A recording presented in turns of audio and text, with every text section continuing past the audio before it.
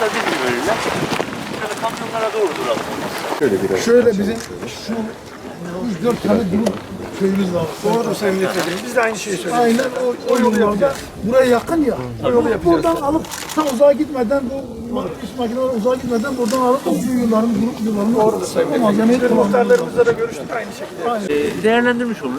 Daha doğrusu geri dönüşümü sağlamış olur. Bir de dalı köylerimizin içi de var burada. Mesela atıyorum kanalizasyonları yapılmış.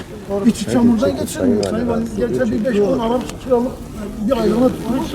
Onlar Özel idarenin araçları atmaya başladık zaten Sayın Milletvekili. Bu 5 kilometreyi attık zaten. Selamünaleyküm.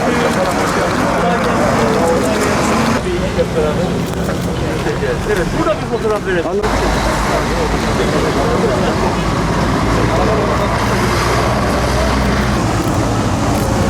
Evet arkadaşlar, ben size öncelikle sizlere ve Sayın Valime teşekkür ederim.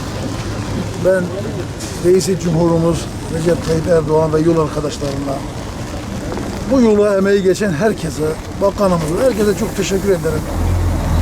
Gecikmeli oldu, evet gecikmeli oldu ama bazı resmi prosedürlerden dolayı gecikmeli oldu.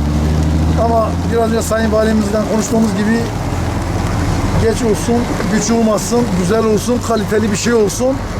İnşallah İpek yolumuzu burası taşlandıracak ve güzel bir şey ortaya çıkacak. Biz hem müteahhite hem bölge müdürlüğündeki çalışanlarımızda da güveniyoruz. Çok güzel bir şey, kaliteli bir hizmet ortaya çıkacak. Hepinize teşekkür ediyorum.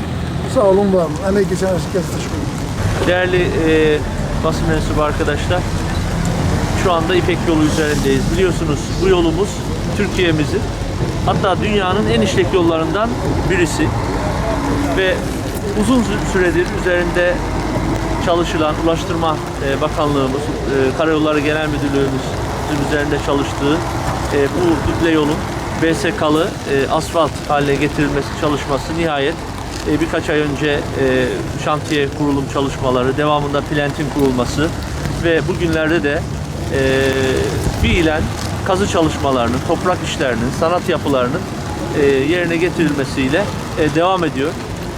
Gerçekten önemli bir yatırım. Bölgemiz için, ilimiz için, ticaret için, ihracat için. Nitekim bu yol biliyorsunuz Habur sınır kapımıza bağlanıyor. Burada bu yolun tamamlanmasıyla birlikte özellikle nakliye işiyle uğraşan, ihracat yapan firmalarımız daha konforlu seyahatlerini gerçekleştirebilecekler ve bunun da hem ilimizdeki ulaşıma hem ticarete katkıları bağlamında da ekonomiye büyük katkıları olacağını biliyoruz, düşünüyoruz. Bu konuda bu çalışmaların hayata geçmesinde, bu önemli yatırımın hayata geçmesindeki desteklerinden dolayı diğer bütün yatırımlarda olduğu gibi Sayın Cumhurbaşkanımıza şükranlarımızı ilimiz adına arz ediyorum. Aynı şekilde Ulaştırma Bakanımıza, Karayolları Genel Müdürlüğümüze ve bu işin takibini başından beri sürdüren Sayın Milletvekilimize, ilgili bütün arkadaşlarımıza teşekkürlerimi ben sunuyorum. Vatandaşlarımıza, Şırnaklı hemşerilerimize, ilimize, bölgemize, ülkemize hayırlı ve uğurlu olmasını ben temenni ediyorum. Sizlere de ilginizden dolayı teşekkür ediyorum arkadaşlar.